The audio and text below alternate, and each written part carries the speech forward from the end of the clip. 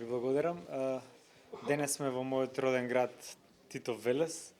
Од тука традиционално ја почнуваме кампањата. Овие избори кампања нема да имаме класична, затоа што сме цензурирани.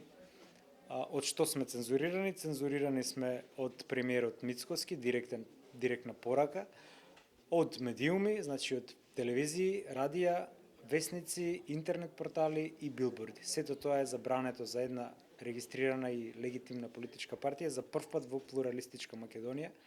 Судовите се паднати од Марс, секаде се обративме, сите се прават на тошо и оваа лакрдија ќе заврши во Страсбур, но ќе заврши после 2-3 години. За жал, овие избори левица нема да има рамноправен старт, но диалектички ние ќе го постигнеме историскиот максимум, а тоа ќе одиме над 70.000 гласа кои што ги освоивме на парламентарните избори. Левица за прв пат има шанси во некои општини да биде втора партија веднаш за ДПМН, што значи дека се факторизира како втора партија во државата. И мислам дека тој налет кој што сега за среќа се поклопува со овие избори е незапирлив, без оглед какви обструкции прават. Инаку штетата изразена во евра е околу 400.000 евра, кои што ни сеускратени за платено политичко рекламирање, кои што ние не можеме да ги дистрибуираме до медиумите. Тоа е паричната штета. Политичката штета е огромна, поголема, затоа што нашите кандидати тргнуваат на трка во 100 метра, тие тргнуваат од 0, а другите тргнуваат од 90 метра.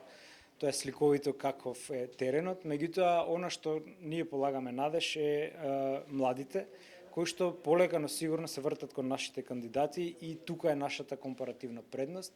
Очекуваме, како што кажав, историски скор и конкретно во Велес очекуваме и да го појачаме бројот на советници кои што до сега беа тројца, ќе влезат можеби и повеќе. И мислам дека овој нефер третман народот интуитивно го осеќа и се врти кон слабата, кон послабиот, кон оној на кој му се прави неправда, и од тука очекувам да се сврти во наша полза.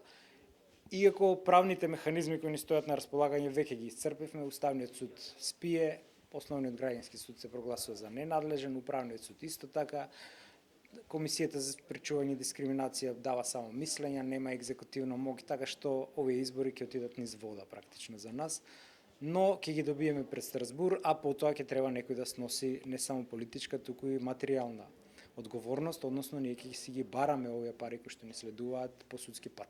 Зошто во вашиот роден град се одлучите да немате кандидат за градоначалник? Па тоа беше сплет на околности, повеќе е политичка одлука отколку што е разумна би рекол, затоа што ценевме дека овие избори немаме соодветен кандидат, оној кој ние го планиравме не се нафати, тоа е досегашниот советник Игор Смилев и решивме да не експериментираме и затоа се одлучивме да немаме во последен момент. Иако се надевавме дека ќе имаме, но што е тука е, значи политиката е таква. И одиме само со советничка листа, но како што кажав, очекуваме да ги зголемиме бројот на советници и да бидеме исто така гласни како што беа и претходните наши советници. Благодарам.